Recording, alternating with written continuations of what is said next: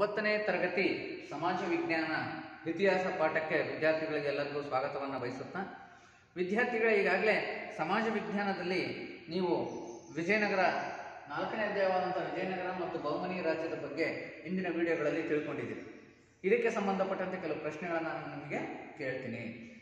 ವಿಜಯನಗರದ ಅರಸರು ತಮ್ಮ ಸಾಮ್ರಾಜ್ಯವನ್ನು ವಿಸ್ತರಿಸಲಿಕ್ಕೆ ಯಾವ ಯಾವ ಅರಸರೊಂದಿಗೆ ಯುದ್ಧವನ್ನು ಮಾಡುತ್ತಿದ್ದರು? ಪದೇ ಪದೇ ಯಾವ ಅರಸರೊಂದಿಗೆ? ಸುಲ್ತಾನರೊಂದಿಗೆ. ಯಾರವರು? ಮುಸ್ಲಿಂ ದೊರೆಗಳು, ಬಹುಮನಿ ರಾಜ್ಯ, ಅದೇ ರೀತಿ ಶಾಹಿ ಸುಲ್ತಾನರು. ಸೊ ಈ ಒಂದು ವಿಜಯನಗರದ ಅರಸರು ಮತ್ತು ಬಹುಮನಿ ಸುಲ್ತಾನರಿಗೂ ದಕ್ಷಿಣ ಭಾರತದಲ್ಲಿ ಸಾಮ್ರಾಜ್ಯವನ್ನು ಸ್ಥಾಪಿಸಲಿಕ್ಕೆ ಅನೇಕ ಬಾರಿ ಕದನಗಳು ನಡೀತಾ ಇದ್ವು. ಹಾಗಾದ್ರೆ ವಿದ್ಯಾರ್ಥಿಗಳೇ, ನಾವು ಇವತ್ತಿನ ದಿವಸ ನಾವೀಗಾಗಲೇ ವಿಜಯನಗರ ಸಾಮ್ರಾಜ್ಯದ ಏಳಿಗೆ, ಅಭಿವೃದ್ಧಿ, ಅವನತಿ ತಿಳ್ಕೊಂಡಿದ್ದೀವಿ. ಈ ಒಂದು ಅವಧಿಯಲ್ಲಿ ನಾವು ಬಹುಮನಿ ರಾಜ್ಯದ ಆಳ್ವಿಕೆಯನ್ನ ತಿಳಿದುಕೊಳ್ಳೋಣ. ನೋಡಿ, ರಫ್ ನೋಟಲ್ಲಿ ಬಹುಮನಿ ರಾಜ್ಯ ಅಂತ ಬರ್ಕೊಡ್ರಿ. ಇವತ್ತಿನ ಪಾಠ ಬಹುಮನಿ ರಾಜ್ಯ. ಈ ಬಹುಮನಿ ಸಾಮ್ರಾಜ್ಯ ದಕ್ಷಿಣ ಭಾರತದಲ್ಲಿ ಸ್ಥಾಪನೆ ಆದಂತ ಮತ್ತೊಂದು ಪ್ರಬಲ ಸಾಮ್ರಾಜ್ಯ. ಸೊ ಈ ಬಹುಮನಿ ರಾಜ್ಯ ಒಂದು ಮುಸ್ಲಿಂ ಸಾಮ್ರಾಜ್ಯವಾಗಿತ್ತು. ಈ ಪಾಠದಲ್ಲಿ ನಾವೇನೇನು ಅಭ್ಯಾಸ ಮಾಡ್ತೀವಪ್ಪ ಇವತ್ತಿನ ದಿವಸ ಅಂತಂದ್ರೆ, ಬಹುಮನಿ ಸಾಮ್ರಾಜ್ಯದಲ್ಲಿ ಆಳ್ವಿಕೆ ನಡೆಸಿದಂತಹ ಸುಲ್ತಾನರುಗಳು ಮತ್ತು ಬಹುಮನಿ ಸಾಮ್ರಾಜ್ಯದ ಅತ್ಯಂತ ಪ್ರಬಲ ಪ್ರಧಾನಮಂತ್ರಿ ಮೊಹಮ್ಮದ್ ಗವಾನ್ ಅವನ ಸಾಧನೆಗಳು ಮತ್ತು ಬಹುಮನಿ ರಾಜ್ಯದ ಸುಲ್ತಾನರು ನೀಡಿದಂತಹ ಸಾಂಸ್ಕೃತಿಕ ಕೊಡುಗೆಗಳು, ಆಡಳಿತ, ಸಾಹಿತ್ಯ, ಶಿಕ್ಷಣ, ಕಲೆ ಮತ್ತು ವಾಸ್ತುಶಿಲ್ಪಕ್ಕೆ ನೀಡಿದಂಥ ಕೊಡುಗೆಗಳನ್ನು ನಾವು ಇವತ್ತಿನ ದಿವಸ ಅಭ್ಯಾಸ ಮಾಡ್ತೀವಿ. ಸರಿ ವಿದ್ಯಾರ್ಥಿಗಳೇ, ಈ ಒಂದು ಬಹುಮನ್ ಸಾಮ್ರಾಜ್ಯ ಭಾರತದಲ್ಲಿ ಎಲ್ಲಿ ಸ್ಥಾಪನೆಯಾಗಿದೆ? ನಕ್ಷೆಯ ಮೂಲಕ ನಾವು ಗಮನಿಸೋದಾದ್ರೆ ನೋಡಿ ವಿದ್ಯಾರ್ಥಿಗಳೇ, ಬಹುಮನ್ ಸಾಮ್ರಾಜ್ಯ ದಕ್ಷಿಣ ಭಾರತದಲ್ಲಿ ಸ್ಥಾಪನೆಯಾಗಿದೆ. ಅಂದ್ರೆ ವಿಜಯನಗರ ಸಾಮ್ರಾಜ್ಯ ಏನು ಸ್ಥಾಪನೆ ಆಗಿತ್ತು ಅಲ್ಲಿಂದ ಉತ್ತರ ಭಾಗಕ್ಕೆ, ಅಂದ್ರೆ ಗುಲ್ಬರ್ಗ, ನೋಡ್ತಾ ಇದ್ದೀರಲ್ಲ ನಕಾಶೆಯಲ್ಲಿ ಗುಲ್ಬರ್ಗವನ್ನ ಗುರುತಿಸಿ ಅಂತಂದ್ರೆ ಈ ಗುಲ್ಬರ್ಗದಲ್ಲಿ ಸ್ಥಾಪನೆ ಆಯಿತು. ಈ ಗುಲ್ಬರ್ಗದಲ್ಲಿ ಸ್ಥಾಪನೆ ಮಾಡಿದ್ದು ಯಾರಪ್ಪ ಅಂತಂದ್ರೆ ಅಲ್ಲಾವುದ್ದೀನ್ ಹಸನ್ ಗಂಗು ಬಹಮನ್ ಶಾ. ಅಲ್ಲಾವುದ್ದೀನ್ ಹಸನ್ ಗಂಗು ಬಹಮನ್ ಶಾ.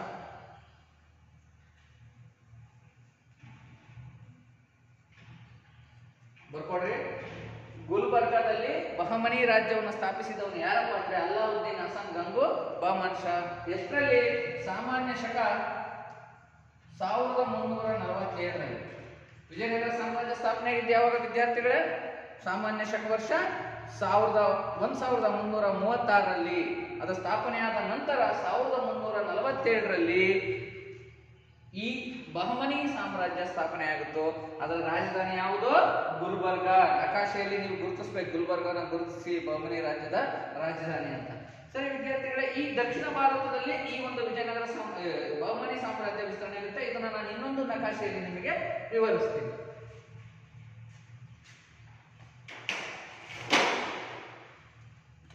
ಈ ಬಹುಮನಿ ಸಾಮ್ರಾಜ್ಯದ ಸುಲ್ತಾನರು ತಮ್ಮಲ್ಲಿನ ಆಂತರಿಕ ಕಚ್ಚಾಟದಿಂದಾಗಿ ಈ ಒಂದು ಇವರ ಆಳ್ವಿಕೆಯನ್ನು ನಾವು ಎರಡು ಭಾಗವನ್ನಾಗಿ ಮಾಡ್ತೀವಿ. ಒಂದು, ಗುಲ್ಬರ್ಗವನ್ನು ರಾಜಧಾನಿಯಾಗಿ ಮಾಡಿಕೊಂಡು ಬಹುಮನಿ ಸುಲ್ತಾನರು ಆಳ್ವಿಕೆಯನ್ನು ನಡೆಸಿದ್ದು ಮೊದಲ ಭಾಗ 1347ರಿಂದ 1527ರವರೆಗೆ. 1527ರವರೆಗೆ. ಸೊ ಅಲ್ಲಿವರೆಗೂ ರಾಜಧಾನಿ ಯಾವುದಾಗಿತ್ತು? ಗುಲ್ಬರ್ಗನೇ ಆಗಿತ್ತು. ಸೊ ಇನ್ನು 1527ರಿಂದ ಸಾಮಾನ್ಯ ಶಕ 1527ರಿಂದ 1686ರವರೆಗೆ ಆಗ ರಾಜಧಾನಿ ಬೀದರ್ ಆಗಿತ್ತು. ಯಾವುದಾಗಿತ್ತು? ಬೀದರ್. ಸೊ ಅಲ್ಲಿ ಈ ಒಂದು ಬಹುಮನಿ ಸಾಮ್ರಾಜ್ಯ ಶಾಹಿ ಸುಲ್ತಾನ ಸಾಮ್ರಾಜ್ಯವಾಗಿ ಹಂಚಿಕೆಯಾಗಿ 5 ಶಾಹಿ ಸುಲ್ತಾನ ಸಾಮ್ರಾಜ್ಯವಾಗಿ ಹಂಚಿಕೆಯಾಗಿ ಒಂದು ಬೀದರ್ನ ರಾಜಧಾನಿಯಾಗಿ ಮಾಡ್ಕೊಂಡು ಆಡಳಿತವನ್ನ ನಡೆಸತೊಡಗ್ತಾರೆ ಶಾಹಿ ಸುಲ್ತಾನರು. ಒಂದೊಂದು ಪ್ರದೇಶದಲ್ಲಿ ಅವರು ಅಧಿಕಾರಕ್ಕೆ ಬರ್ತಾರೆ. ನೋಡಿ, ಈ ಶಾಹಿ ಸುಲ್ತಾನರಿಗೆ ಸಂಬಂಧಪಟ್ಟಂತೆ ಒಂದು ಅಂಶವನ್ನು ನಾನು ನಿಮಗೆ ಈಗ ತೋರಿಸ್ಲಿಕ್ಕೆ ಇಷ್ಟಪಡ್ತೀನಿ. ಈ ಒಂದು ಫ್ಲೋ ಚಾರ್ಟ್ ಅನ್ನು ಗಮನಿಸಿ ವಿದ್ಯಾರ್ಥಿಗಳೇ. ಈ ಫ್ಲೋ ಚಾರ್ಟ್ ಅನ್ನು ನೀವು ಬರ್ಕಬೇಕಾಗುತ್ತೆ. ನೋಡಿ, ಬಹುಮನಿಯ 5 ಶಾಹಿ ರಾಜ್ಯಗಳು. ಸೈಡಿಂಗ್ ಬಹುಮನಿಯ 5 ಶಾಹಿ ರಾಜ್ಯಗಳು. ಒಂದನೇದು ಅಹಮದ್ ನಗರ ಅಂತ, ಅಹಮದ್ ನಗರ. ಎರಡನೇದು ಬಿಜಾಪುರ. ಮೂರನೇದು ಬಿರಾರ್. ನಾಲ್ಕನೇದು ಬೀದರ್. ಐದನೇದು ಗೋಲ್ಕೊಂಡ. ಐದನೇದು ಯಾವುದು? ಗೋಲ್ಕೊಂಡ. ನೋಡಿ, ಒಂದೊಂದು ಶಾಹಿ ಸುಲ್ತಾನರ ಸಾಮ್ರಾಜ್ಯವು ಕೂಡ ಈ ಬಹುಮನಿ ರಾಜ್ಯ ಏನು 5 ಶಾಹಿ ರಾಜ್ಯಗಳಾಗಿ ವಿಂಗಡಣೆ ಆಗಿದೆ, ಒಂದೊಂದು ಪ್ರದೇಶದಲ್ಲಿ ಕೇಂದ್ರದಲ್ಲಿ ರಾಜಧಾನಿಯನ್ನು ಮಾಡ್ಕೊಂಡು ಆಡಳಿತ ನಡೆಸ್ತಾ ಇತ್ತು. ಉದಾಹರಣೆಗೆ ಆ ಸಂತತಿ ಹೆಸರನ್ನು ಕೂಡ ಇಟ್ಕೊಂಡಿದ್ರು. ಅಹಮದ್ ನಗರದಲ್ಲಿದ್ದಂಥ ಶಾಹಿ ಸುಲ್ತಾನರನ್ನ ನಿಜಾಮ್ ಶಾಹಿ ಅಂತ ಕರೀತಾರೆ. ಅಹಮದ್ ನಗರದಲ್ಲಿದ್ದ ಶಾಹಿ ಸುಲ್ತಾನರನ್ನ ಏನಂತ ಕರೀತಾರೆ? ನಿಜಾಮ್ ಶಾಹಿ. ಅದನ್ನು ಬರ್ಕೋಬಹುದು ನೀವು. ಅದೇ ರೀತಿ ಬಿಜಾಪುರದ ಸುಲ್ತಾನರನ್ನ ಏನಂತ ಕರೀತಾರೆ? ಆದಿಲ್ ಶಾಹಿ ಮನೆತನದವರು. ಆದಿಲ್ ಶಾಹಿ ಮನೆತನದವರು. ಅದೇ ರೀತಿಯಾಗಿ ಬಿರಾರ್ನಲ್ಲಿರ್ತಕ್ಕಂಥವರು ಇಮಾದ್ ಶಾಹಿ ಮನೆತನದವರು. ಇಮಾದ್ ಶಾಹಿ ಮನೆತನದವರು. ನೆಕ್ಸ್ಟ್ ಬೀದರ್ನಲ್ಲಿ ಬರೀದ್ ಶಾಹಿ. ಬೀದರ್ನಲ್ಲಿ ಬರೀದ್ ಶಾಹಿ. ಇನ್ನು ಗೋಲ್ಕೊಂಡದಲ್ಲಿ ಕುತುಬ್ ಶಾಹಿ. ಗೋಲ್ಕೊಂಡದಲ್ಲಿ ಕುತುಬ್ ಶಾಹಿ. ಸೊ ಹೀಗೆ 5 ಶಾಹಿ ಮನೆತನಗಳಾಗಿ ಬಹುಮನಿ ರಾಜ್ಯ ಕೊನೆಗೆ ಒಡೆದು ಹಂಚಿಕೆ ಆಗುತ್ತೆ. ಅವರು ಈ ಒಂದು ಬಹುಮನಿ ಸುಲ್ತಾನರ ಆಳ್ವಿಕೆಯನ್ನ ಹಂಚಿಕೊಂಡು ಆಡಳಿತವನ್ನ ನಡೆಸತೊಡಗ್ತಾರೆ. ಸೊ ಹೀಗೆ ಬಹುಮನಿ ರಾಜ್ಯದ ಆಡಳಿತವನ್ನು 2 ಭಾಗವಾಗಿ ವಿಂಗಡಿಸಬಹುದು ವಿದ್ಯಾರ್ಥಿಗಳೇ. ಬಹುಮನಿ ರಾಜ್ಯದ ಸುಲ್ತಾನನೇ ಆ ಒಂದು ಸರ್ವಾಧಿಕಾರಿಯಾಗಿ ಆಡಳಿತ ನಡೆಸಿರ್ತಕ್ಕಂಥದ್ದು. ತದನಂತರ ಬಹುಮನಿ ಸಾಮ್ರಾಜ್ಯ ವಿಂಗಡಣೆಯಾಗಿ 5 ಶಾಹಿ ರಾಜ್ಯಗಳಾಗಿ ಆಡಳಿತವನ್ನ ನಡೆಸಿದ್ದು. ಆದ್ರೆ ಇವರೆಲ್ಲರಲ್ಲಿ ಅತಿ ಪ್ರಮುಖವಾಗಿ ಪಾತ್ರ ವಹಿಸಿರ್ತಕ್ಕಂಥ ವ್ಯಕ್ತಿ ಅಂತಂದ್ರೆ ಆ ಬಹುಮನಿ ರಾಜ್ಯದ ಒಬ್ಬ ಪ್ರಧಾನಮಂತ್ರಿ ಮಹಮ್ಮದ್ ಗವಾನ್ ಅಂತ. ಯಾರು ಪ್ರಧಾನಮಂತ್ರಿ? ಮಹಮ್ಮದ್ ಗವಾನ್.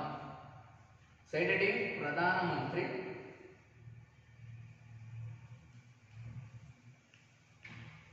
ಮಹಮ್ಮದ್ ಗವಾನ್.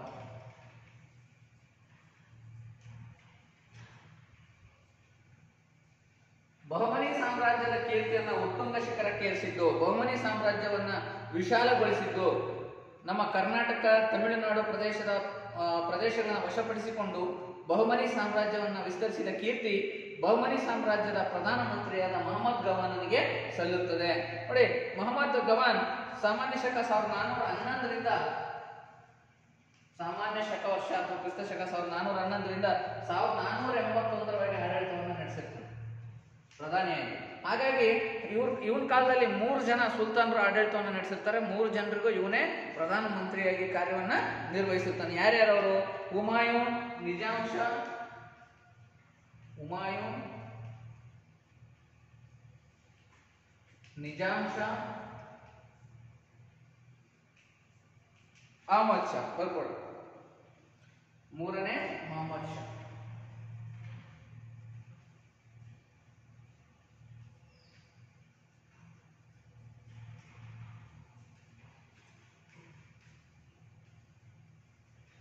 ಸುಲ್ತಾನರಲ್ಲಿ ಸೇವೆ.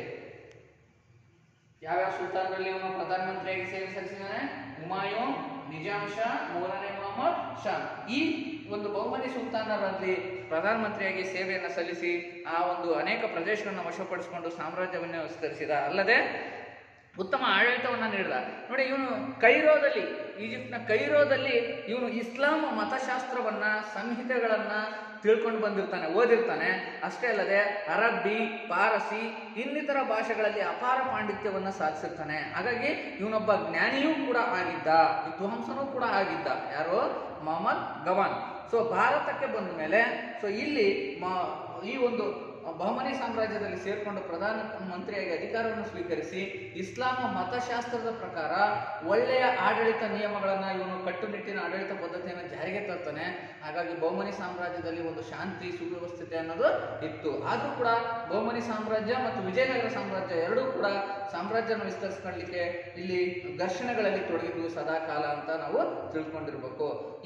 ಇವರ ಘರ್ಷಣೆಯ ನಡುವೆಯೂ ಮೊಹಮ್ಮದ್ ಗವಾನ್ ಬಹುಮನಿ ಸಾಮ್ರಾಜ್ಯವನ್ನು ವಿಸ್ತರಿಸ್ತಾನೆ. ಯಾವ್ಯಾವ ಪ್ರದೇಶಗಳನ್ನ ವಶಪಡಿಸಿಕೊಂಡು ನೋಡಿ, ಕರ್ನಾಟಕಕ್ಕೆ ಸಂಬಂಧಪಟ್ಟಂತೆ ಬೆಳಗಾವಿ, ಕೊಂಕಣ ತೀರ, ಅದೇ ರೀತಿಯಾಗಿ ಒರಿಸ್ಸಾದ ಗಜಪತಿಗಳು ಇವರೊಂದಿಗೆಲ್ಲ ಹೋರಾಟವನ್ನ ಮಾಡಿ ವಿಜಯನಗರ ಸಾಮ್ರಾಜ್ಯವನ್ನು ವಿಸ್ತರಿಸ್ತಾನೆ. ಅದರಲ್ಲೂ ತಮಿಳುನಾಡಿನ ಕಂಚಿಯ ಮೇಲೆ ಆಕ್ರಮಣ ಮಾಡಿ ಅಪಾರ ಸಂಪತ್ತನ್ನ ಲೂಟಿ ಮಾಡ್ತಾನೆ. ಇವನ ಆಕ್ರಮಣಗಳಲ್ಲೆಲ್ಲ ಅತಿ ಪ್ರಮುಖವಾದಂತಹ ಆಕ್ರಮಣ ಯಾವುದು? ಕಂಚಿಯ ಮೇಲಿನ ಆಕ್ರಮಣ. ಪಲ್ಲವರ ರಾಜಧಾನಿ ದಕ್ಷಿಣ ಭಾರತದಲ್ಲಿ ಕಂಚಿಯ ಆಕ್ರಮಣ ಅತ್ಯಂತ ಪ್ರಮುಖವಾದದ್ದು ಮೊಹಮ್ಮದ್ ಗವಾನ್ ಕಾಲದಲ್ಲಿ. ಇದರಿಂದ ಆ ವಿಜಯನಗರ ಸಾಮ್ರಾಜ್ಯ ಬಹುಮನಿ ಸಾಮ್ರಾಜ್ಯ ವಿಶಾಲವಾಗುತ್ತೆ. ಆ ಬಹುಮನಿ ಸಾಮ್ರಾಜ್ಯದ ವಿಶಾಲತೆಯನ್ನು ನಾನು ನಿಮ್ಗೀಗ ತೋರಿಸ್ಕೊಡ್ತೀನಿ ವಿದ್ಯಾರ್ಥಿಗಳೇ. ನೋಡಿ, ಈ ಒಂದು ನಕಾಶೆಯಲ್ಲಿ ನೀವೇನು ಕಾಣ್ತಾ ಇದ್ದಿದ್ರಿ, ಸೊ ಅದರಲ್ಲಿ ಪೆನ್ಸಿಲಲ್ಲಿ ಏನು ಮಾರ್ಕ್ ಆಗಿದೆ ಅದು ಬಹುಮನಿ ಸಾಮ್ರಾಜ್ಯ ಒಳಗೊಂಡಿದ್ದಂಥ ಪ್ರದೇಶಗಳು. ಬೀದರ್, ಇಲ್ಲಿ ದೌಲತಾಬಾದ್, ಅಹಮದ್ ನಗರ, ವಿಜಯಪುರ್, ಕೊಯಮತ್ತೂರ್, ಕಲಬುರ್ಗಿ, ಗೋಲ್ಕೊಂಡ. ಸೊ ಇಷ್ಟು ಪ್ರದೇಶಗಳನ್ನ ಒಳಗೊಂಡಿದೆಯಲ್ಲ, ಅದು ಯಾವ ಸಾಮ್ರಾಜ್ಯ? ಬಹುಮನಿ ಸಾಮ್ರಾಜ್ಯ. ಈ ರೀತಿ ಇಷ್ಟು ಸಾಮ್ರಾಜ್ಯವನ್ನು ವಿಸ್ತರಿಸಲಿಕ್ಕೆ ಕಾರಣನಾದ ಪ್ರಧಾನಮಂತ್ರಿ ಯಾರಪ್ಪ ಅಂತಂದ್ರೆ ಮೊಹಮ್ಮದ್ ಗವಾನ್. ಸರಿ ವಿದ್ಯಾರ್ಥಿಗಳು, ಸೊ ಇಷ್ಟು ಈ ಒಂದು ಮೊಹಮ್ಮದ್ ಗವಾನನ ಸಾಧನೆಗಳನ್ನು ನಾವು ನೋಡ್ಬೋದು. ಅಷ್ಟೇ ಅಲ್ಲದೆ ಬಹಮನಿ ಸಾಮ್ರಾಜ್ಯವನ್ನು ಸರ್ವತೋಮುಖವಾಗಿ ಅಭಿವೃದ್ಧಿಗೊಳಿಸಿದಂತಹ ವ್ಯಕ್ತಿ. ಬಹಮನಿ ರಾಜ್ಯದ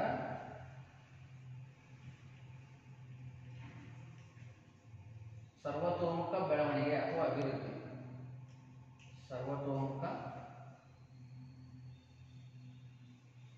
ಅಭಿವೃದ್ಧಿಗೊಳಿಸಿದ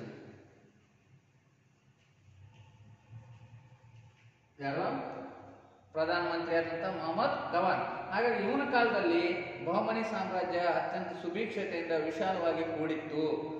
ನೋಡ್ರಿ, ಇವನ ಏಳಿಗೆಯನ್ನು ಸಹಿಸದ ಅನೇಕ ಸುಲ್ತಾನರುಗಳು, ಕೆಲವರು ಸರದಾರರು, ಕೆಲವರು ಉಲೆಮಾರು, ಸೊ ಇವರು ಅಮೀರರು, ಇವರೆಲ್ಲರೂ ಒಳಸಂಚನ ಮಾಡಿದ್ರು ಇವನ ವಿರುದ್ಧ. ರಾಜನ ಹತ್ರ ದೂರನ್ನ ಕೊಟ್ಟರು, ಸುಲ್ತಾನರ ಹತ್ರ. ಯಾರ ಬಗ್ಗೆ? ಮೊಹಮ್ಮದ್ ಗವಾನನ ಬಗ್ಗೆ. ಸೊ ಹೀಗೆ ಅತ್ಯಂತ ನಿಸ್ವಾರ್ಥ ಪ್ರಾಮಾಣಿಕತೆಯಿಂದ, ನಿಷ್ಠೆಯಿಂದ ಈ ಒಂದು ಬಹಮನಿ ಸಾಮ್ರಾಜ್ಯದ ಕೀರ್ತಿಗೆ ಪಾತ್ರನಾದಂತಹ ಮೊಹಮ್ಮದ್ ಗವಾನನ ಮೇಲೆ ಅನೇಕ ಅಪರಾಧಗಳನ್ನು ಹೊರಿಸಲಾಯಿತು. ಸೊ ಹಾಗಾಗಿ ರಾಜ ಏನ್ ಮಾಡ್ದ, ಇವನನ್ನ ವಿಚಾರಣೆಗೆ ಗುರಿಪಡಿಸ್ದಲೆ ಈ ಒಂದು ಮಂತ್ರಿಗಳು ಮತ್ತೆ ಮಂತ್ರಿಮಂಡಲ ಮಜ್ಲಿಸ್ ಈ ಕಲಿತಂತ ನೆಕ್ಸ್ಟ್ ಬರ್ಸ್ತೀನಿ. ಆ ಮಂತ್ರಿಮಂಡಲದವರ ಸಲಹೆ ಮೇರೆಗೆ ಇವನನ್ನೇನ್ ಮಾಡ್ದ, ಶಿರಚ್ಛೇದನ ಮಾಡಲಾಯಿತು, ನೇಣುಗಂಬಕ್ಕೆ ಗುರಿಪಡಿಸಲಾಯಿತು. ಯಾರನ್ನ? ಮೊಹಮ್ಮದ್ ಗವಾನನ್ನ ಕೊಂದು ಹಾಕ್ತಾರೆ. ಸೊ ಹಾಗಾಗಿ ಬಹಮನಿ ಸಾಮ್ರಾಜ್ಯದ ಕೀರ್ತಿ ಪತಾಕೆಯನ್ನು ಉತ್ತುಂಗಕ್ಕೆ ಹಾರಿಸಿದಂತಹ ಪ್ರಧಾನಮಂತ್ರಿ ಯಾರು? ಮೊಹಮ್ಮದ್ ಗವಾನ್. ಇವನನ್ನ ಶಿರಚ್ಛೇದನ ಮಾಡಿ ಹತ್ಯೆಯನ್ನ ಮಾಡ್ತಾರೆ. ಇವನ ಮರಣದ ನಂತರ ಯಾವೊಬ್ಬ ಪ್ರಬಲ ಸುಲ್ತಾನರು ಅಧಿಕಾರಕ್ಕೆ ಬರಲ್ಲ. ಸೊ ಪ್ರಬಲ ಪ್ರಧಾನಮಂತ್ರಿಗಳು ಅಧಿಕಾರಕ್ಕೆ ಬರಲ್ಲ. ಹಾಗಾಗಿ ಬಹಮನಿ ಸಾಮ್ರಾಜ್ಯ ಶೀಘ್ರವೇ ಅವನತಿ ಹೊಂದತೊಡಗಿತು. ಅವನತಿ ಹೊಂದಿ ತದನಂತರ 5 ಶಾಹಿ ರಾಜ್ಯಗಳಾಗಿ ವಿಂಗಡಣೆ ಆಗುತ್ತೆ. ಸೊ 5 ಶಾಹಿ ರಾಜ್ಯಗಳಲ್ಲಿ ಒಂದು ಅತ್ಯಂತ ಪ್ರಬಲವಾದಂತಹ ಶಾಹಿ ರಾಜ್ಯ ಯಾವುದಪ್ಪ ಅದು ಅಂತಂದ್ರೆ ಅದು ಬಿಜಾಪುರದ ಆದಿಲ್ ಶಾಹಿ ಮನೆತನ. ಬಿಜಾಪುರದ ಆದಿಲ್ ಶಾಹಿ ಮನೆತನ. ನೋಡಿ ವಿದ್ಯಾರ್ಥಿಗಳೇ, ನಾವು ಇಲ್ಲಿವರೆಗೂ ಏನ್ ತಿಳ್ಕೊಂಡ್ವಿ? ಮೊಹಮ್ಮದ್ ಗವಾನನ ಇತಿಹಾಸವನ್ನು ನಾವು ತಿಳ್ಕೊಂಡ್ವಿ, ಅವನ ಸಾಧನೆಗಳನ್ನ ತಿಳ್ಕೊಂಡ್ವಿ. ಇನ್ನು ನೆಕ್ಸ್ಟ್ 2ನೇ ಇಬ್ರಾಹಿಂ ಆದಿಲ್ ಶಾ, ಬಹಮನಿ ಸಾಮ್ರಾಜ್ಯದ ಒಬ್ಬ ಪ್ರಸಿದ್ಧ ಚಕ್ರವರ್ತಿ. 2ನೇ ಇಬ್ರಾಹಿಂ ಆದಿಲ್ ಶಾ. ಬರ್ಕೊಳ್ಳಿ. ಬಹಮನಿಯ ಸುಲ್ತಾನರಲ್ಲಿ ಇವನ ಒಂದು ಸಾಧನೆಯನ್ನು ನಾನು ಈ ಪಾಠದಲ್ಲಿ ತಿಳಿಸ್ತೀನಿ ವಿದ್ಯಾರ್ಥಿಗಳೇ. ಇನ್ನು ಬಂದಿರತಕ್ಕಂಥ ಸುಲ್ತಾನರು ಅಷ್ಟು ಪ್ರಬಲರಾಗಿರಲ್ಲ. ಸೊ ಈ 2ನೇ ಇಬ್ರಾಹಿಂ ಆದಿಲ್ ಶಾ ಮೊಹಮ್ಮದ್ ಗವಾನನ ಒಂದು ಏನು ವಿಶಾಲವಾದ ಸಾಮ್ರಾಜ್ಯವನ್ನು ಕಟ್ಟಿದ್ದ, ಆ ಒಂದು ಸಾಮ್ರಾಜ್ಯವನ್ನು ರಕ್ಷಿಸಿಕೊಂಡು ಹೋಗ್ತಾನೆ. ಈ ನಿಟ್ಟಿನಲ್ಲಿ ಅನೇಕ ಯುದ್ಧಗಳನ್ನ ಈ 2ನೇ ಇಬ್ರಾಹಿಂ ಆದಿಲ್ ಶಾ ಮಾಡ್ತಾನೆ. ನೋಡಿ, ಕಲೆ, ಸಾಹಿತ್ಯ, ಶಿಕ್ಷಣ ಈ ಕ್ಷೇತ್ರಗಳಿಗೆ ಹೆಚ್ಚಿನ ಕೊಡುಗೆಯನ್ನು ನೀಡಿ ಇವನೇ ಒಂದು ಗ್ರಂಥವನ್ನ ರಚಿಸ್ತಾನೆ. ಯಾವ್ದಪ್ಪ ಅದು ಅಂತಂದ್ರೆ ಕಿತಾಬ್ ಎ ನವರಸ. ಬರ್ಕೊಡ್ರಿ, ಕಿತಾಬ್ ಎ ನವರಸ. ಇವನು ಬರೆದಂತ ಕೃತಿ ಅಥವಾ ಗ್ರಂಥ ಕಿತಾಬ್ ಎ ನವರಸ. ಸೊ ಇದರಲ್ಲಿ ಗಣೇಶ, ನರಸಿಂಹ, ಸರಸ್ವತಿ, ಸೊ ಈ ಒಂದು ಹಿಂದೂ ದೇವರ ಒಂದು ಸ್ತುತಿಗಳೊಂದಿಗೆ ಈ ಒಂದು ಗ್ರಂಥವನ್ನ ಇವನು ಆರಂಭಿಸಿದ್ದಾನೆ. ಹಾಗಾಗಿ ಸರ್ವಧರ್ಮ ಸಹಿಷ್ಣುತೆಯ ರಾಜ ಇವನು ಅಂತ ಹೇಳ್ಬೋದು. ಮೊಹಮ್ಮದ್ ಪೈಗಂಬರ್ನ ಆ ಒಂದು ಸ್ತುತಿಗಳು ಬಗ್ಗೆಯೂ, ಮೊಹಮ್ಮದ್ ಪೈಗಂಬರ್ನನ್ನ ನೆನೆಸ್ಕೊಂಡಿರೋದು, ಅವರ ಬಗ್ಗೆ ಕೆಲವು ವಿಷಯಗಳನ್ನ ಈ 2ನೇ Ibrahim Adil Shah ಕಿತಾಬ್ A nervous, ಕಿತಾಬ್ A nervous ಎಂಬತಕ್ಕಂಥ ಕೃತಿಯಲ್ಲಿ ಬರೆದಿದ್ದಾರೆ. ಸರಿ ವಿದ್ಯಾರ್ಥಿಗಳೇ, ಇನ್ನು ನೆಕ್ಸ್ಟ್ ಯಾರೊಬ್ಬ ಪ್ರಬಲ ಚಕ್ರವರ್ತಿಯು ಬರದೇ ಇರೋದ್ರಿಂದ ಸೊ ಈ ಒಂದು ಬಹಮನಿ ಸಾಮ್ರಾಜ್ಯ 1686 ಅವನತಿಯನ್ನ ಹೊಂದುತ್ತೆ. ಸೊ ಇಲ್ಲಿ ನಾವೇನ್ ತಿಳ್ಕೊಳ್ಳೋಣ ಅಂತಂದ್ರೆ ಬಹಮನಿ ಸಾಮ್ರಾಜ್ಯದ ಸಾಂಸ್ಕೃತಿಕ ಕೊಡುಗೆಗಳನ್ನ ನಾವೀಗ ತಿಳಿದುಕೊಳ್ಳೋಣ ವಿದ್ಯಾರ್ಥಿಗಳೇ. ಇದು ನಡ್ಸೋಣ, ಇದನ್ನ ಬರ್ಕೊಡ್ರಿ. ಬಹಮನಿ ಸಾಮ್ರಾಜ್ಯದ ಸಾಂಸ್ಕೃತಿಕ ಕೊಡುಗೆ.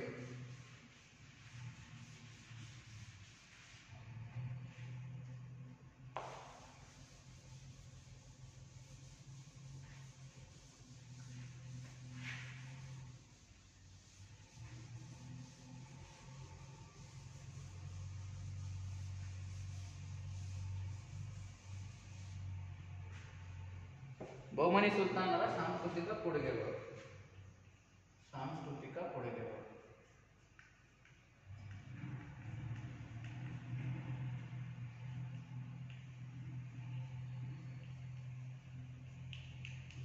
ನೋಡಿ, ಸಾಂಸ್ಕೃತಿಕ ಕೊಡುಗೆಗಳು ಅಂತಂದಾಗ ನೀವೇನೇನ ಗಮನಿಸಬೇಕು ವಿದ್ಯಾರ್ಥಿಗಳೇ? ಆಡಳಿತಕ್ಕೆ ಇವರು ನೀಡಿದಂತ ಕೊಡುಗೆ, ಸಾಹಿತ್ಯಕ್ಕೆ ಶಿಕ್ಷಣಕ್ಕೆ ನೀಡಿದ ಇವರ ಕೊಡುಗೆ, ಕಲೆ ವಾಸ್ತುಶಿಲ್ಪ ಸಾಹಿತ್ಯಕ್ಕೆ ಇವರು ನೀಡಿದಂತ ಕೊಡುಗೆಗಳನ್ನ ನಾವೀಗ ಅಭ್ಯಾಸ ಮಾಡ್ತೀವಿ. ಮತ್ತೆ ಇವ್ರ ಕಾಲದ ಸಾಮಾಜಿಕ ಆರ್ಥಿಕ ವ್ಯವಸ್ಥೆ ಹೇಗಿತ್ತು, ಧಾರ್ಮಿಕ ವ್ಯವಸ್ಥೆ ಹೇಗಿತ್ತು, ಇವೆಲ್ಲ ಅಂಶಗಳನ್ನ ಸಾಂಸ್ಕೃತಿಕ ಕೊಡುಗೆಗಳಲ್ಲಿ ನಾವು ತಿಳ್ಕೊಂತೀವಿ. ಸೊ ಇದರಲ್ಲಿ ಮೊದಲನೇದು ಯಾವ್ದಪ್ಪ ಅಂದ್ರೆ ಆಡಳಿತ ವ್ಯವಸ್ಥೆ.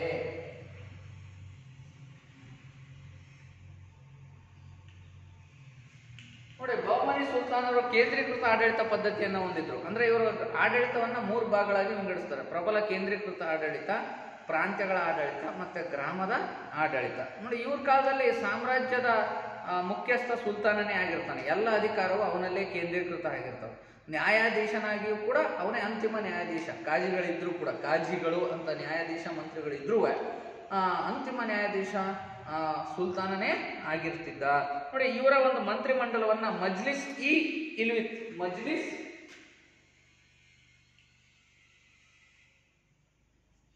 ಇ ಇಲ್ವಿತ್ ಬರ್ಕೊಡ್ರಿ, ಮಜ್ಲಿಸ್ ಇ ಇಲ್ವಿತ್ ಅಂತ ಕರೀತಾ ಇದ್ದಾರೆ. ಯಾರ ಮಂತ್ರಿಮಂಡಲವನ್ನ? ಬಹಮನಿ ಸಾಮ್ರಾಜ್ಯದ ಮಂತ್ರಿಮಂಡಲವನ್ನ ಮಜ್ಲಿಸ್ ಇ ಇಲ್ವಿತ್ ಎಂದು ಕರೀತಾ ಇದ್ರು. ಮಜ್ಲಿಸ್ ಇ ಇಲ್ವಿತ್ ಅನ್ನೋದು ಮಂತ್ರಿಮಂಡಲ, ರಾಜನಿಗೆ ಆಡಳಿತ ನಡೆಸಲಿಕ್ಕೆ ಸಹಾಯವನ್ನ ಮಾಡ್ತಕ್ಕಂತಹ ಒಂದು ಸಮಿತಿ ಅಥವಾ ಮಂತ್ರಿಮಂಡಲ.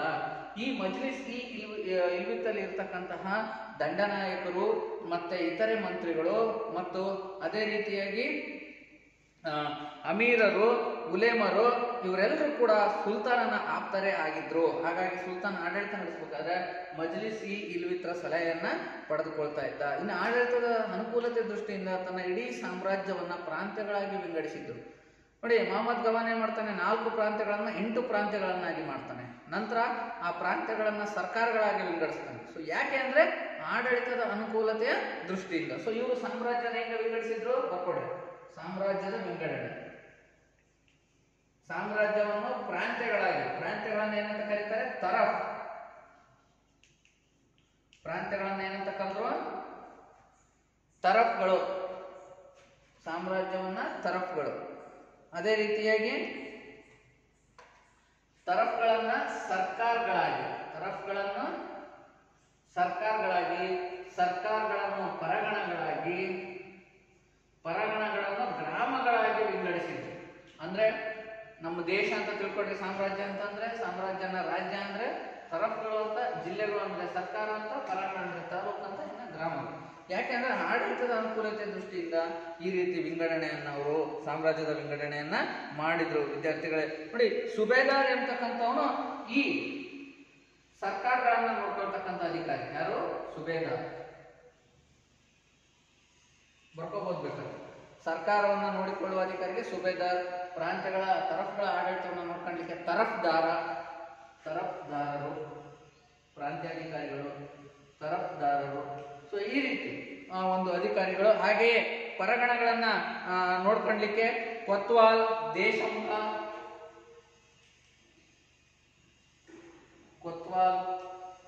ದೇಶ್ಮುಖ್, ದೇಸಾಯಿ ಈ ರೀತಿ ಅಧಿಕಾರಿಗಳು. ಮತ್ತಿನ ಗ್ರಾಮಗಳನ್ನು ನೋಡ್ಕೊಳ್ಳಿಕ್ಕೆ ಗೌಡ, ತಳವಾರ, ಅದೇ ರೀತಿಯಾಗಿ ಪಟೇಲ, ಕುಲಕರ್ಣಿ, ಕಾವಲುಗಾರ.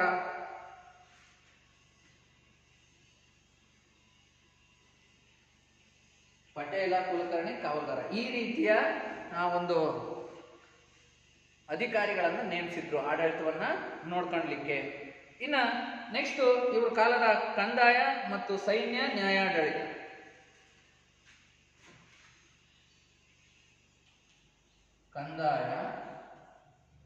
ಕಂದಾಯ ಪದ್ಧತಿ ಮತ್ತು ಸೈನ್ಯ ಮತ್ತು ನ್ಯಾಯಾಡಳಿತ.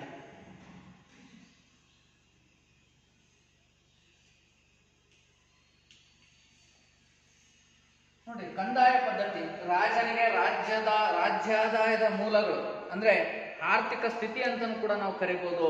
ನೋಡಿ ವಿದ್ಯಾರ್ಥಿಗಳೇ, ಇಲ್ಲಿ ಉತ್ಪನ್ನದ 3ನೇ 1 ಭಾಗ ಅಥವಾ ಅರ್ಧ ಭಾಗ, ಉತ್ಪಾದನೆಯ ಅರ್ಧ ಭಾಗವನ್ನ ಭೂ ಕಂದಾಯವಾಗಿ ಬಹಮನಿ ರಾಜ್ಯದ ಸುಲ್ತಾನರಿಗೆ ರೈತರು ನೀಡಬೇಕಾಗಿತ್ತು ವಿದ್ಯಾರ್ಥಿಗಳೇ. ಅಷ್ಟೇ ಅಲ್ಲದೆ ಸುಮಾರು 50 ಬಗೆಯ ತೆರಿಗೆಗಳು ಅಸ್ತಿತ್ವದಲ್ಲಿದ್ದವು. ಸೊ ಭೂ ಕಂದಾಯದ ಎಷ್ಟು ಭಾಗ? 3ನೇ 1 ಭಾಗ ಅಥವಾ ಅರ್ಧ ಭಾಗ ಉತ್ಪನ್ನದಲ್ಲಿ ಕಂದಾಯ, ತೆರಿಗೆ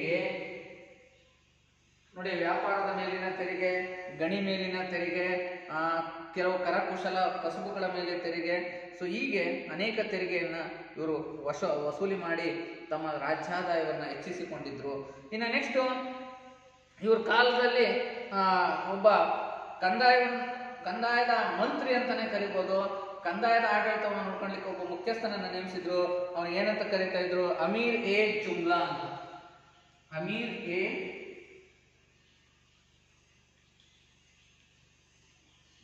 ಜುಮ್ಲಾ ಕಂದಾಯ ಮಂತ್ರಿ. ಸಂಪೂರ್ಣವಾಗಿ ಭೂ ಕಂದಾಯ ವ್ಯವಸ್ಥೆಯನ್ನ, ಆಡಳಿತವನ್ನ, ಕಂದಾಯ ವಸೂಲಿ, ಕಂದಾಯ ನಿಗದಿ ಇವೆಲ್ಲ ಕೆಲಸಗಳನ್ನ ಅಮೀರ್ ಎ ಜುಮ್ಲಾ ಎಂಬತಕ್ಕಂತಹ ಮಂತ್ರಿ ನೋಡ್ಕೊಳ್ತಾ ಇದ್ದ ವಿದ್ಯಾರ್ಥಿಗಳೇ. ತೆರಿಗೆ ವಸೂಲಿ ಮಾಡೋದಾಗಿರ್ಬೋದು, ಈ ತರ ನೋಡಿ. ಬಹಮನಿ ಸಾಮ್ರಾಜ್ಯ ಅತಿ ಹೆಚ್ಚು ಹಣವನ್ನ ಯಾವುದಕ್ಕೆ ಖರ್ಚು ಮಾಡ್ತಾ ಇದ್ದಪ್ಪ ಅಂತಂದ್ರೆ ಅರಮನೆಗಳನ್ನ, ಕಟ್ಟಡಗಳನ್ನ ಕಟ್ಟಲಿಕ್ಕೆ ಅಲ್ಲ, ಯುದ್ಧಗಳ ಮೇಲೆ. ಹಾಗಾಗಿ ಹೆಚ್ಚು ಸೈನಿಕ ವೆಚ್ಚವನ್ನ ಮಾಡ್ತಾ ಇದ್ರು ಇವರು. ಸೈನಿಕ ವೆಚ್ಚ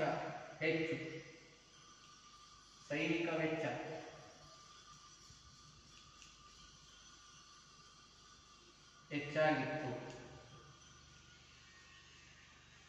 ಯಾಕಪ್ಪ ಅಂದ್ರೆ ಅನೇಕ ಯುದ್ಧಗಳಲ್ಲಿ, ಕದನಗಳಲ್ಲಿ ಭಾಗವಹಿಸುವುದರಿಂದ ಸೈನ್ಯದ ಮೇಲೆ ಹೆಚ್ಚು ವೆಚ್ಚಗಳನ್ನು ಮಾಡ್ತಾ ಇದ್ರು ಯಾರು? ಬಹಮನಿ ಸುಲ್ತಾನರು. ಅಷ್ಟೇ ಅಲ್ಲದೆ ಇವರ ಸೈನ್ಯವನ್ನು ನಾವು 4 ಭಾಗಗಳಾಗಿ ವಿಂಗಡಿಸ್ತೇವೆ. ಒಂದು ಕಾಯಂ ಸೈನ್ಯ, ಮತ್ತೆ ಯುದ್ಧದ ಸಮಯದಲ್ಲಿ ನೇಮಿಸಿಕೊಳ್ಳುತ್ತಿದ್ದಂತಹ ಸೈನ್ಯ, ಮತ್ತೆ ಈ ಒಂದು ಸಾಮಂತರ ಸೈನ್ಯ, ಮತ್ತೆ ಅರಮನೆ ಕಾವಲುಗಾರರನ್ನ, ಅರಮನೆಯಲ್ಲಿ ಇರ್ತಕ್ಕಂಥವ್ರು ಮತ್ತೆ ಕಾವಲುಗಾರರು, ಇವ್ರದ್ದು ಒಂದು ಸೈನ್ಯ. ಸೊ ಈ ರೀತಿ 4 ರೀತಿ ಸೈನ್ಯವನ್ನ ಇವರು ಇಟ್ಟಿದ್ರು. ಯಾರು? ಈ ಒಂದು ಬಹಮನಿ ಸುಲ್ತಾನರು. ಅಲ್ಲದೆ ಇವರ ಅನೇಕ ಕೋಟೆ ಕೊತ್ತಲಗಳಿಗೆ ಹೆಚ್ಚಿನ ಹಣವನ್ನು ಕೂಡ ವೆಚ್ಚ ಮಾಡಿದ್ರು, ರಕ್ಷಣೆಗಾಗಿ ಕೋಟೆಗಳು. ಅದರಲ್ಲಿ ಆದಿಲ್ ಶಾಹಿಗಳು ಕಟ್ಟಿದ ಬಿಜಾಪುರದ ಕೋಟೆ ಇತ್ತಲ್ಲ, ಅತ್ಯಂತ ಪ್ರಸಿದ್ಧವಾದದ್ದು. ಅದನ್ನ ದಮನ ಮಾಡಲಿಕ್ಕೆ ಯಾರ ಕೈಲೂ ಭೇದಿಸ್ಲಿಕ್ಕೆ ಆಗಿಲ್ಲ ವಿದ್ಯಾರ್ಥಿಗಳೇ. ಇನ್ನು ಸುಲ್ತಾನನೇ ನ್ಯಾಯ ಪದ್ಧತಿಗೆ ಬಂದಾಗ ಒಂದು ಮುಖ್ಯಸ್ಥನಾಗಿದ್ದ. ಇಸ್ಲಾಂ ಧರ್ಮಶಾಸ್ತ್ರದ ಪ್ರಕಾರ ನ್ಯಾಯದಾನವನ್ನು ಅವನು ಮಾಡ್ತಾ ಇದ್ದ. ಇನ್ನು ಕಾಜಿಗಳು, ಇತರ ಅಧಿಕಾರಿಗಳು ನ್ಯಾಯದಾನದಲ್ಲಿ ಅವನಿಗೆ ಸಹಾಯ ಮಾಡ್ತಾ ಇದ್ರು. ಇನ್ನು ಆರ್ಥಿಕ ಮತ್ತು ಸಾಮಾಜಿಕ ಧಾರ್ಮಿಕ ವ್ಯವಸ್ಥೆ. ಆರ್ಥಿಕ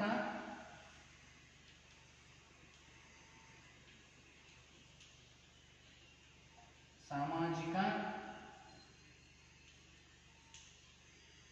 ಧಾರ್ಮಿಕ ವ್ಯವಸ್ಥೆ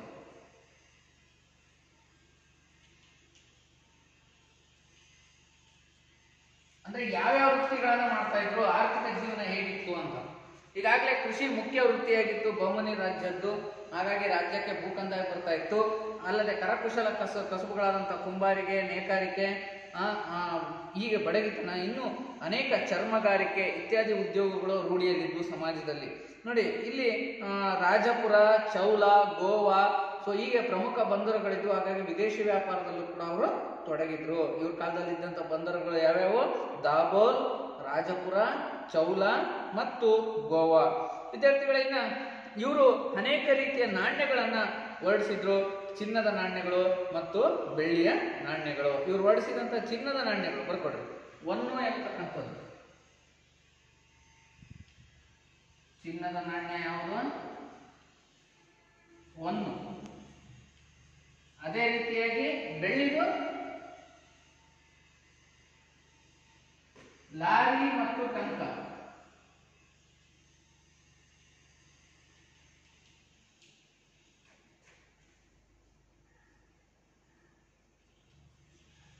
ಸೊ ಹೀಗೆ ಚಿನ್ನದ ನಾಣ್ಯಗಳಾದಂತಹ ಒಂದು, ಬೆಳ್ಳಿಯ ಲಾರಿ, ಟಂಕ ನಾಣ್ಯಗಳನ್ನ ಇವರು ಚಲಾವಣೆಗೆ ತಂದಿದ್ರು ವಿದ್ಯಾರ್ಥಿಗಳೇ. ಯಾರು? ಬಹಮನಿ ಸುಲ್ತಾನರು. ಯಾಕೆಂದ್ರೆ ವ್ಯಾಪಾರಕ್ಕೆ ಅನುಕೂಲ ಆಗಲಿ ಅಂತ ಅಂದ್ಬಿಟ್ಟು ಈ ರೀತಿ ಹಣಕಾಸಿನ ವ್ಯವಸ್ಥೆಯನ್ನು ಅವರು ರೂಪಿಸಿದ್ರು. ಮತ್ತು ಇವರಲ್ಲಿ ಮುಸ್ಲಿಂ ಸ್ತ್ರೀಯರಲ್ಲಿ ಪರದಾ ಪದ್ಧತಿ ಇತ್ತು. ಮುಸ್ಲಿಮರಲ್ಲಿ ಸುನ್ನಿ, ಶಿಯಾ, ಸೊ ಪಠಾಣ, ಸೊ ಈ ರೀತಿ ವರ್ಗದ ಈ ಒಂದು ಸಮಾಜ ವಿಭಜನೆ ಆಗಿತ್ತು ವಿದ್ಯಾರ್ಥಿಗಳು. ಸೊ ಇಷ್ಟು ಈ ಒಂದು ಸಮಾಜ ಜೀವನ, ಆರ್ಥಿಕ ಜೀವನ, ಅಲ್ಲದೆ ಬಹುಪತ್ನಿತ್ವ ವ್ಯವಸ್ಥೆ ಅನ್ನೋದು ಮುಸ್ಲಿಂ ದೊರೆಗಳಲ್ಲಿ ಹೆಚ್ಚಾಗಿತ್ತು ಅಂತ. ಇನ್ನು ನೆಕ್ಸ್ಟ್ ಶಿಕ್ಷಣ, ಕಲೆ ಮತ್ತು ವಾಸ್ತುಶಿಲ್ಪ. ಶಿಕ್ಷಣ, ಕಲೆ ಮತ್ತು ವಾಸ್ತುಶಿಲ್ಪ.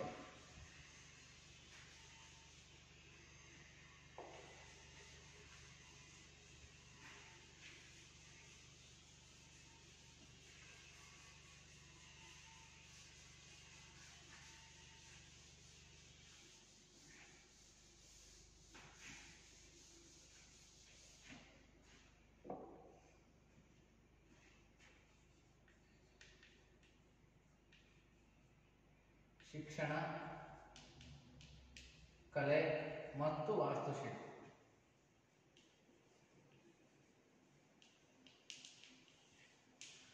ನೋಡಿ ವಿದ್ಯಾರ್ಥಿಗಳೇ, ಇವರು ಶಿಕ್ಷಣಕ್ಕೆ ಅಗಾಧವಾದಂತ ಕೊಡುಗೆಯನ್ನ ನೀಡಿದ್ರು. ಯಾಕೆ ಶಿಕ್ಷಣಕ್ಕೆ ಹೆಚ್ಚು ಆದ್ಯತೆ ನೀಡಿದ್ರು? ಇಸ್ಲಾಂ ಸಂಸ್ಕೃತಿಯನ್ನ ಬೆಳೆಸಲಿಕ್ಕೆ. ಮುಸ್ಲಿಂ ಸಂಸ್ಕೃತಿ, ಇಸ್ಲಾಂ ಸಂಸ್ಕೃತಿ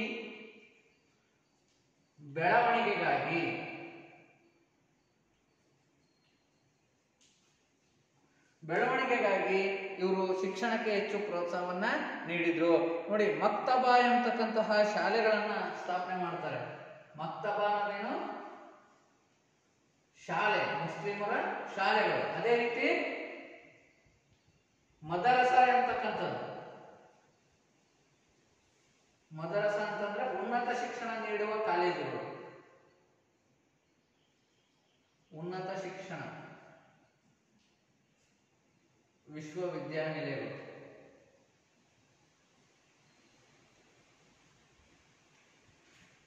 ಉನ್ನತ ಶಿಕ್ಷಣ ನೀಡುವ ವಿಶ್ವವಿದ್ಯಾನಿಲಯಗಳು. ನೋಡಿ ವಿದ್ಯಾರ್ಥಿಗಳು, ಮಕ್ತಬಾ ಅಂತಂದ್ರೆ ಪ್ರಾಥಮಿಕ ಶಿಕ್ಷಣವನ್ನು ನೀಡ್ತಾ ಇದ್ರು. ಸೊ ಅದೇ ರೀತಿ ಮದರಸ ಅಂದ್ರೆ ಉನ್ನತ ಶಿಕ್ಷಣವನ್ನು ನೀಡತಕ್ಕಂಥ ವಿಶ್ವವಿದ್ಯಾನಿಲಯಗಳು, ಕಾಲೇಜುಗಳು ಪ್ರಮುಖ ನಗರಗಳಲ್ಲಿ ಸ್ಥಾಪನೆಯಾಗಿದ್ವು. ಇವೆಲ್ಲವುಗಳ ಸಂಸ್ಕೃತಿ ಅಲ್ಲಿ ಈ ಒಂದು ಇಸ್ಲಾಂ ಮತದ ಬಗ್ಗೆ, ಧರ್ಮದ ಬಗ್ಗೆ, ಮತಶಾಸ್ತ್ರದ ಬಗ್ಗೆ, ಸಂಹಿತೆಗಳ ಬಗ್ಗೆ, ಕಾನೂನಿನ ಶಾಸ್ತ್ರದ ಬಗ್ಗೆ ತಿಳಿಸಿ ಕೊಡ್ತಾ ಇದ್ರು. ಮತ್ತೆ ಕಾನೂನು, ಕಾವ್ಯ ಇವುಗಳ ಬಗ್ಗೆ ತಿಳಿಸ್ತಾ ಇದ್ರು. ಇಲ್ಲಿ ಮೊಹಮ್ಮದ್ ಗವಾನ್ ಒಂದು ಮದರಸವನ್ನ ಕಟ್ಟಿದ್ದಾನೆ, ಅತಿ ದೊಡ್ಡ ಮದರಸ. ಸೊ ಅದು ಎಲ್ಲಿದೆ? ಬೀದರ್ನಲ್ಲಿದೆ. ನೋಡಿ, ಶಿಕ್ಷಣಕ್ಕೆ ನೀಡಿದಂತ ಕೊಡುಗೆ ಗವಾನ್ ಎಲ್ಲಿ ನಿರ್ಮಿಸಿದ್ದಾನೆ? ಮೊಹಮ್ಮದ್ ಗವಾನ್ ಬೀದರ್ನಲ್ಲಿ. ಬೀದರ್ನಲ್ಲಿ ಬೃಹತ್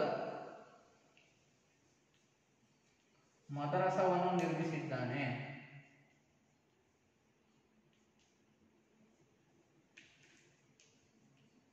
ಮದರಸ ನಿರ್ಮಾತೃ ಅಂದ್ರೆ ಮದರಸವನ್ನ ನಿರ್ಮಿಸಿದಂತಹ ವ್ಯಕ್ತಿ ಬೌಬನಿ ಸಾಮ್ರಾಜ್ಯದ ಪ್ರಧಾನಮಂತ್ರಿ ಆದಂತಹ ಮೊಹಮ್ಮದ್ ಗವಾನ್. ನೋಡಿ, ಇದು ಅತ್ಯಂತ ಭವ್ಯವಾದಂತಹ ಕಟ್ಟಡ. ಸುಮಾರು 3 ಅಂತಸ್ತಿನಲ್ಲಿರ್ತಕ್ಕಂಥದ್ದು. 56 ಅಡಿ ಎತ್ತರ, 222 ಅಡಿ ಅಗಲ, 242 ಅಡಿ ಉದ್ದ. 242 ಅಡಿ ಉದ್ದ, 56 ಅಡಿ ಎತ್ತರ, 3 ಅಂತಸ್ತುಗಳುಳ್ಳ ಕಟ್ಟಡ. ಇಂಥ ಒಂದು ಭವ್ಯ ಕಟ್ಟಡವನ್ನ ಮದ್ರಸ ಭವ್ಯವಾಗಿ ನಿರ್ಮಾಣ ಮಾಡಿರ್ತಾನೆ ಯಾರು? ಮೊಹಮ್ಮದ್ ಗವಾನ್. ಇಲ್ಲಿ ಸುಮಾರು 3000 ಹಸ್ತಪ್ರತಿಗಳುಳ್ಳಂತಹ ಗ್ರಂಥಾಲಯ ಇದೆ, ಲೈಬ್ರರಿ, ಅತಿ ದೊಡ್ಡ ಗ್ರಂಥಾಲಯ ಇದೆ ನಮ್ಮ ಭಾರತದಲ್ಲಿ. ಇಲ್ಲಿ ಇರ್ತಕ್ಕಂಥದ್ದು ಎಲ್ಲಿ? ಮದರಸಾದಲ್ಲಿ. ಎಲ್ಲಿದೆ ಅದು ಮದರಸ ಅಂತಂದ್ರೆ ಬೀದರ್ನಲ್ಲಿ. ಯಾರು ನಿರ್ಮಿಸಿರೋದು? ಮೊಹಮ್ಮದ್ ಗವಾನ್. ಇಲ್ಲಿರುವ ಲೈಬ್ರರಿ ಅಂದ್ರೆ ಗ್ರಂಥಾಲಯ ಎಲ್ಲರ ಆಕರ್ಷಣೀಯ ಸ್ಥಳವಾಗಿದೆ. ಸೊ ಹಾಗಾಗಿ ಶಿಕ್ಷಣಕ್ಕೆ ಹೆಚ್ಚು ಪ್ರೋತ್ಸಾಹ ನೀಡಿದ್ರು. ಅಲ್ಲದೆ ಅಲ್ಲಿ ಶಿಕ್ಷಕರು, ವಿದ್ಯಾರ್ಥಿಗಳು, ವಿದ್ವಾಂಸರು, ಪ್ರವಾಸಿಗರು ಉಳ್ಕೊಳ್ಳಿಕ್ಕೆ ಆ ಒಂದು ವಸತಿ ಸ್ಥಳಗಳನ್ನು ಕೂಡ, ವಸತಿ ತಾಣಗಳನ್ನು ಕೂಡ ಆ ಕಟ್ಟಡದಲ್ಲಿ ನಿರ್ಮಿಸಿದ್ರು. ಸೊ ಇಲ್ಲಿ ಇಸ್ಲಾಂ ನೀತಿಶಾಸ್ತ್ರ, ಅದೇ ರೀತಿ ಕಾನೂನು ಶಾಸ್ತ್ರ, ಸೊ ಇವುಗಳ ಬಗ್ಗೆ, ಇತಿಹಾಸ, ರಾಜನೀತಿ, ಇನ್ನಿತರ ತತ್ವಗಳ ಬಗ್ಗೆನೂ ಕೂಡ ಕಲಿಸಿಕೊಡಲಾಗ್ತಿತ್ತು ಈ ಬೀದರ್ನ ಮದರಸಾದಲ್ಲಿ. ಇನ್ನು ಇದಾದ್ಮೇಲೆ ಇದು ವಾಸ್ತುಶಿಲ್ಪಕ್ಕೂ ಒಂದು ಉದಾಹರಣೆ ಅಂತ ನಾವು ಹೇಳ್ಬೋದು, ಶಿಕ್ಷಣ ಮತ್ತು ವಾಸ್ತುಶಿಲ್ಪಕ್ಕೆ. ಇನ್ನ ಇವರ ಕಲೆ ಮತ್ತು ವಾಸ್ತುಶಿಲ್ಪಕ್ಕೆ ಬಂದ್ರೆ ಇಂಡೋ ಸಾಸನಿಕ್ ಶೈಲಿಯ ಕಟ್ಟಡಗಳನ್ನು ಕಟ್ಟಿದ್ದಾರೆ. ಇಂಡೋ ಸಾಸನಿಕ್ ಶೈಲಿ.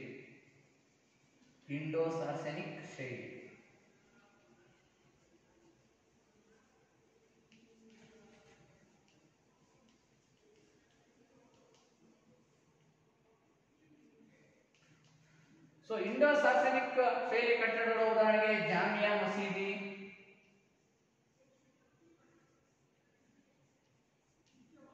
ಗೋಲ್ ಗುಂಬಜ್,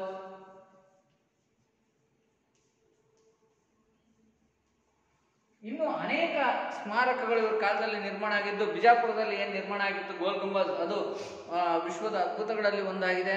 ಅಲ್ಲದೆ ನಮ್ಮ ಜಗತ್ತಿನ ಒಂದು ಪ್ರಮುಖವಾದಂತಹ ಒಂದು ಭಾರತದ ಪ್ರಮುಖ ಕಲಾ ವಾಸ್ತುಶಿಲ್ಪ ಕೇಂದ್ರವಾಗಿದೆ. ಸೊ ನೋಡಿ, ಈ ಒಂದು ಗೋಲ್ ಗುಂಬಜ್ ಅನ್ನ ನೋಡಿ, ಅದಕ್ಕಿಂತ ಮುಂಚೆ ಇಂಡೋ ಸಾಸನಿಕ್ ಶೈಲಿ ಅಂತಂದ್ರೆ ಹಿಂದೂಗಳ ದೇವಾಲಯಗಳು ಮತ್ತೆ ಅದೇ ರೀತಿ ಸಾಸನಿಕ್ ಶೈಲಿ ಮುಸ್ಲಿಮರ ಮಸೀದಿಗಳು, ಈ ಟೈಪ್ 2 ಕಲೆಗಳ ಮಿಶ್ರಣ ಸಮ್ಮಿಳಿತಗೊಂಡಿರ್ತಕ್ಕಂಥದ್ದು ಇಂಡೋ ಸಾಸನಿಕ್. ಗುಮ್ಮಟಗಳು, ಕಮಾನುಗಳು, ಮಿನಾರ್ಗಳು ಇರ್ತಕ್ಕಂಥ ಕಟ್ಟಡಗಳು, ಅವನ್ನ ಇಂಡೋ ಸಾಸನಿಕ್ ಅಂತೀವಿ. ವಿದ್ಯಾರ್ಥಿಗಳೇ, ನೀವು ಈ ಒಂದು ಚಿತ್ರವನ್ನು ಗಮನಿಸಿ. ಏನಿದು? ಸರಿ, ನೀವು ಗಮನಿಸ್ತಾ ಇರೋದು ಗೋಲ್ ಗುಂಬಜ್. ನೋಡಿ, 4 ಕಡೆನೂ ಮಿನಾರ್ಗಳಿರ್ತಕ್ಕಂಥದ್ದು, 7 ಅಂತಸ್ತುಗಳುಳ್ಳ ಮಿನಾರ್ಗಳಿವೆ. ಮಧ್ಯದಲ್ಲಿ ಬೃಹತ್ತಾದಂತಹ ಒಂದು ಗುಮ್ಮಟ ಇರ್ತಕ್ಕಂಥದ್ದನ್ನು ನಾವು ಗಮನಿಸಬಹುದು. ನೋಡಿ ವಿದ್ಯಾರ್ಥಿಗಳೇ, ಇದು 1800 ಚದುರ ಅಡಿ ವಿಸ್ತೀರ್ಣವನ್ನು ಹೊಂದಿದೆ. ಎಷ್ಟು? 1800 ಚದುರ ಅಡಿ ವಿಸ್ತೀರ್ಣವನ್ನು ಹೊಂದಿದ್ದು ಎಲ್ಲಿದೆ? ಇದು ಬಿಜಾಪುರದಲ್ಲಿರ್ತಕ್ಕಂಥದ್ದು.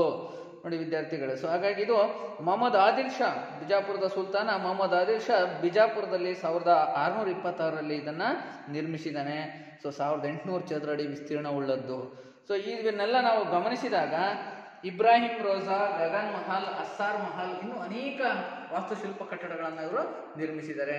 ಗಗನ್ ಮಹಲ್, ಅಸ್ಸಾರ್ ಮಹಲ್, ಗೋಲ್ ಗುಂಬಾಸ್, ಇಬ್ರಾಹಿಂ ರೋಜಾ, ಇವರು ಕಲೆ ಮತ್ತು ವಾಸ್ತುಶಿಲ್ಪಕ್ಕೆ ನೀಡಿದಂಥ ಕೊಡುಗೆಗಳು. ಸರಿ ವಿದ್ಯಾರ್ಥಿಗಳ, ಇಲ್ಲಿವರೆಗೂ ನೀವು ಬಹಮನಿ ಸಾಮ್ರಾಜ್ಯದ ಆಳ್ವಿಕೆ ಮತ್ತು ಬಹಮನಿ ಸುಲ್ತಾನರ ಕೊಡುಗೆಗಳನ್ನು ತಿಳ್ಕೊಂಡಿದ್ದೀರಿ. ಇಲ್ಲಿಗೆ ಈ ಒಂದು ಪಾಠ ಮುಗೀತು. ಇದ್ರ ಬಗ್ಗೆ ಕೆಲವು ಪ್ರಶ್ನೆ ಕೇಳ್ತೀನಿ, ಉತ್ತರ ಹೇಳಬೇಕಾಗುತ್ತೆ.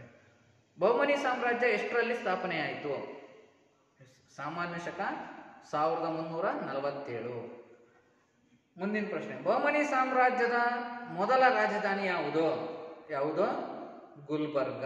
ಸರಿ ವಿದ್ಯಾರ್ಥಿಗಳೇ, ಈಗ ಕೊನೆಯದಾಗಿ ನಾನು ನಿಮಗೆ ಕೆಲವು ಪ್ರಶ್ನೆ ಕೊಡ್ತೀನಿ, ಅವನ್ನ ಮನೆಯಲ್ಲಿ ಗೃಹ ಪಾಠಗಳಾಗಿ ನಿರ್ವಹಿಸ್ರಿ. ಈ ಒಂದು ಪಾಠದ ನೋಟ್ಸ್ ಅನ್ನು ಕೂಡ ಬರ್ಕೊಳ್ಳಿ. ಹಾಗೆ ನೋಡಿ, ಗೃಹ ಪಾಠದ ಪ್ರಶ್ನೆಗಳನ್ನು ತೆಗೆದುಕೊಳ್ಳಿ. ಹೋಮ್ವರ್ಕ್, ಗೃಹ ಕೆಲಸ. ಮೊದಲನೇ ಪ್ರಶ್ನೆ, ಗೃಹ ಕೆಲಸ.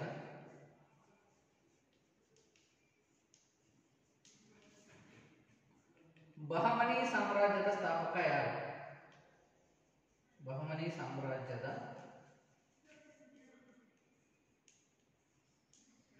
ಸ್ಥಾಪಕ ಯಾರು?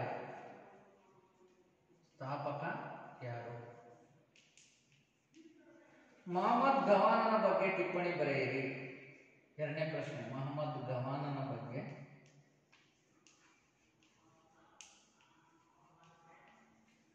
ಟಿಪ್ಪಣಿ ಬರೆಯಿರಿ.